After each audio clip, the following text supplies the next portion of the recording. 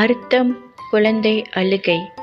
1½ வயது நிரம்பிய சுவாதியை தோளில் போட்டு சமாதானப்படுத்தியபடியே அறையிலிருந்து வெளியேறினாள் அம்பிகா. எதுக்குடி சும்மா அட்டகாசம் பண்ற? மலையில விளையாடலாம் போகக்கூடாது. உங்க அப்பாவைத்தான் சொல்லணும். சும்மா தண்ணீர் விளையாட விட்டு மழை வரும்போது உன்னை கையில பிடிக்க முடியல மாட்டேங்குது என்று அடம்பிடித்தவளை திட்டிக்கொண்டே ஹாலுக்குள் வந்தாள்.